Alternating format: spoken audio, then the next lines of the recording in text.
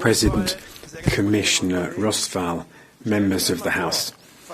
Imagine 300 million cars are on Europe's streets every day, and 3 or 4 million of them disappear every year. Where do they end up? Some of them end up in third countries like Africa, and their old exhausts pollute the air there. Others are just left by the side of the road to rot away.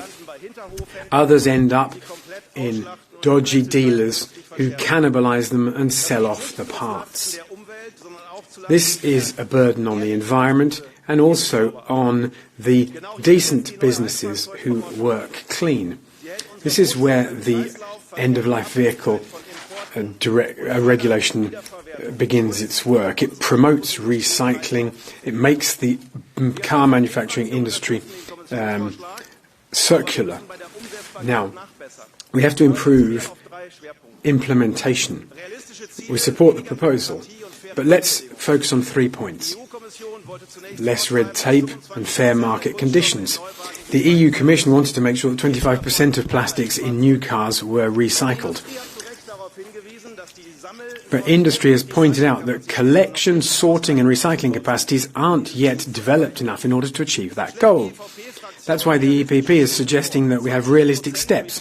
20% recycled plastic in new cars, 15% from second-hand, from older vehicles. That's a feasible goal. We also look at technological openness in terms of the recycling, including for chemical processes and innovation.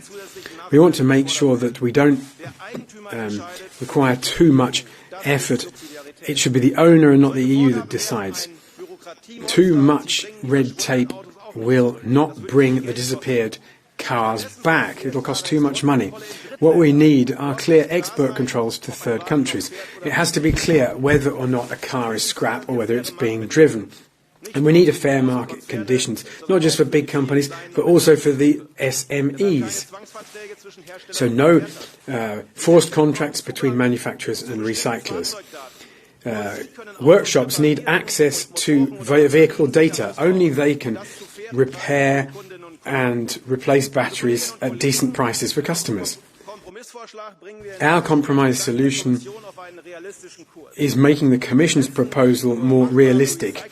We're setting feasible recycling targets, but we're also creating fair market conditions for SMEs.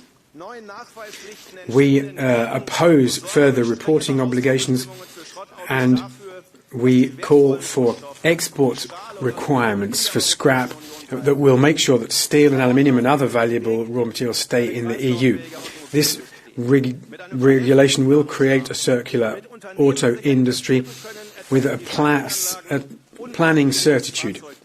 It will mean long life is designed into vehicles. Our proposal shows that the economy and the environment can go together. It's ambitious, but it's doable.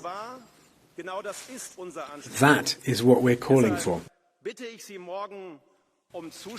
That's why I ask you to vote on this compromise that we have negotiated. Compromises are never 100% satisfactory to everyone, but I think the proposal is a balanced one, and that's why I call on you to vote in favour of it, so that the European car industry is capable of facing the future, and so that we have a strong circular economy in Europe. Thank you. Thank you very much. The rapporteur, Mr. Saudargas, has the floor for 4 minutes.